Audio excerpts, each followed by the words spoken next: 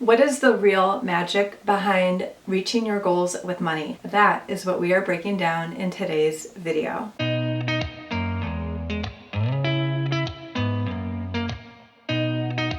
Today we're taking a closer look at the third pillar, activity. This is where the rubber meets the road and where we're actually going to start making things happen. So something exciting that happened just this week is that one of my clients negotiated her debt that she owes to her credit card company from $45,000 down to $15,000. I mean, yeah, she had some clarity. Yeah, she did some work around the simplicity. But do you know how she actually did that? She called the company. She took action, and they weren't necessarily ready to play ball right away. She called again and again. She took really clear, specific action towards her goal. But that wasn't even an option in the beginning. She didn't even know that that was what she needed to do next. But once it was clear, she took the action. But here's the thing, all the clarity and simplicity in the world wouldn't have gotten that negotiation done if she hadn't actually called the company.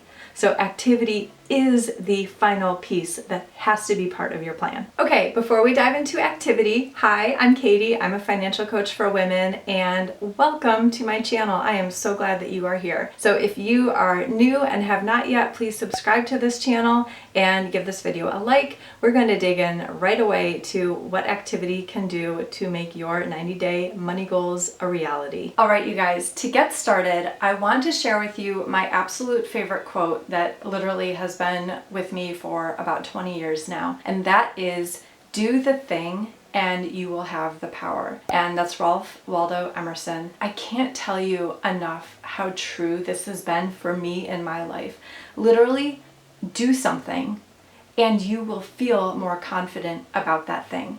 Take action on a goal and you will create evidence for yourself that you can reach that goal. Like doing something, taking action, activity, it is so powerful and so important for any goal that you're trying to reach, especially with your money. But now here's the thing with activity. It can't just be random. That's why clarity and simplicity are so important before you really start taking action on these goals. What I see so often with my clients is that they have been taking action. They think that they are active. They think that there's been a lot of activity when it comes to their money. They think they've been taking the right action. But what I see is that the wrong activity can cause us to fall off the wagon, can cause us to run in circles, can cause us to get confused about what we really want. And so an example of this would be if you've tried budgeting in the past. And so every single month you make a budget. Every single month you check your budget. Every single month you kick yourself when you don't do the budget right. That is not necessarily clear or simple or good activity. Yes, you're taking action towards a financial goal, but are you actually taking the right action, or are you simply doing something out of necessity? Do you create a budget that's completely unrealistic? Do you create a budget that is not in line with your goals, right? That clarity that we talk about in the first video. And if you don't have that clarity, if you're not taking that right action or creating that budget in the right way, now you are completely self-sabotaging. You're not in alignment with what it is that you actually want, and it's that much harder to stick with something. And so sure, you'll take the action to get started with a budget, but are you going to follow through?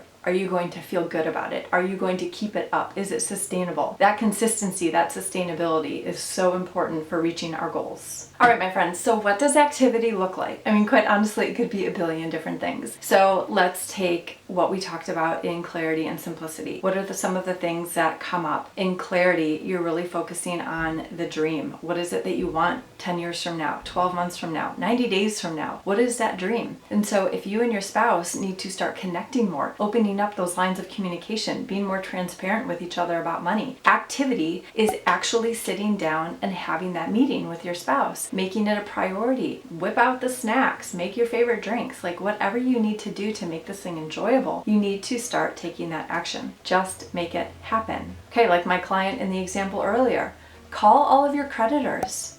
Just start somewhere. If you identify working on paying off debt or making your debt payments as a whole lower, less interest, getting those minimums down because you can barely scrape enough together each month to get the minimums paid. Get in touch with your creditors and talk to them about it. Tell them what is going on. Ask them to help you out. Let them know that you've been a customer for a long time. There's so many tips and hacks and videos on this topic of how to negotiate with creditors. And I'm not saying you should try to just negotiate everything away, but you do have some power here, and you should be able to make a plan that works for both of you. It should work for you and it should work for them so that you're able to pay them back. Another action you could take: schedule a consultation call with a financial coach.